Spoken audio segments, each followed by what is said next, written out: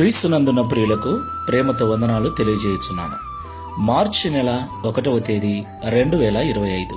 ఈరోజు దేవుడు మనకు చేస్తున్న వాగ్దానం ఏమిటనగా యిర్మీయా గ్రంథము 29వ అధ్యాయము 12వ వచనం. మీరు నాకు మొరపెట్టుదురేని, మీరు నాకు ప్రార్థన చేయుచూ ఒత్తురేని, నేను మీ మనవి ఆలకింతును. ఆమెన్. నా ప్రియమైన సహోదరి సహోదరులారా, మనం ఆరాధిస్తున్న దేవుడు మన మొర వినేవాడు.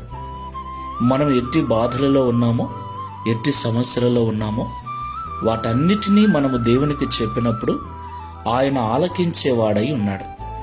మనం ఆరాధించే దేవుడు మనకు సమస్తాన్ని అనుగ్రహించినవాడు. బైబిల్ ఇలాగున సెలవిస్తుంది, కన్నులిచ్చిన వాడు కానకుండునా, చెవులిచ్చిన దేవుడు వినకుండునా అని. దేవునికి మహిమ కలుగునుగాక. అవును ప్రియులారా, మనము ప్రార్థన చేసినప్పుడు, మనము మనవి చేసినప్పుడు దేవుడు ఖచ్చితంగా వింటాడు. అయితే మనము ప్రార్థన చేసినప్పుడు ఆ ప్రార్థనకు జవాబు త్వరగా రాకపోవటం చూసి దేవుడు వినలేదేమో అనుకుంటాం. నా ప్రియ సహోదరి సహోదరులారా, ఆయన ఖచ్చితంగా వింటాడు. మరి మన ప్రార్థనకు జవాబు ఎందుకు ఆలస్యం అవుతుంది? 1, దేవుడు మనం అడిగిన వాటికంటే, ఊహించిన వాటికంటే అధికముగా మన జీవితంలో చేయటానికి.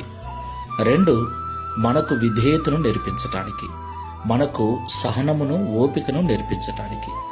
నిరీక్షణ కలిగిన మనస్సు మనం కలిగి జీవించాలని దేవుడు ఆలస్యం చేస్తూ ఉంటాడు. ఆయన ఆలస్యం చేశాడని మనము ప్రార్థన మానవేయకూడదు సుమా. ఖచ్చితంగా ప్రతిదినం ప్రార్థిస్తూ ఉండాలి. ప్రార్థన మన జీవితంలో ఒక భాగమైపోవాలి, ఒక అలవాటుగా మారాలి. ప్రార్థన చేసుకోకపోతే మనస్సులో ఏదో వెలితైనట్లుగా ఉండాలి. కాబట్టి ప్రార్థన చేయండి, దేవునికి మొరపెట్టండి. దేవుడు ఖచ్చితంగా మీ మనవి ఆలకించి మీకు ప్రతిఫలం అనుగ్రహిస్తాడు. ప్రార్థన చేసుకున్నాం. ప్రేమ స్వరూపమైన తండ్రి, పరిశుద్ధమైన ప్రభువా, మీకు స్తోత్రాలు చెల్లిస్తున్నాం. మీరు మొరపెడుతూ నా దగ్గరకు వచ్చినట్లయితే, మీరు నాకు ప్రార్థన చేస్తూ వచ్చినట్లయితే, నేను మీ మనవిని, మీ మొరను ఆలకించి మీకు సహాయం చేస్తానని మాతో మాట్లాడినందుకు స్తోత్రాలు. ప్రభువా, కొన్నిసార్లు సహాయం ఆలస్యమైనప్పుడు, ప్రార్థనకు జవాబు ఆలస్యమైనప్పుడు మాలో కొన్నిసార్లు దేవుడు వినలేదేమో, దేవుడు ఆలకించలేదేమో, దేవుడు ఇవ్వడేమో అని ప్రార్థన మానేసి, నీకు మొరపెట్టడం మానేసి మనుషుల సహాయం కొరకు పరిగెడుచున్నాం. ప్రియ తండ్రి, మమ్మల్ని మన్నించండి. మీరు మా మేలు కొరకే ఆలస్యం చేస్తూ ఉన్నారని ఈరోజు మాతో మాట్లాడినందుకు స్తోత్రాలు.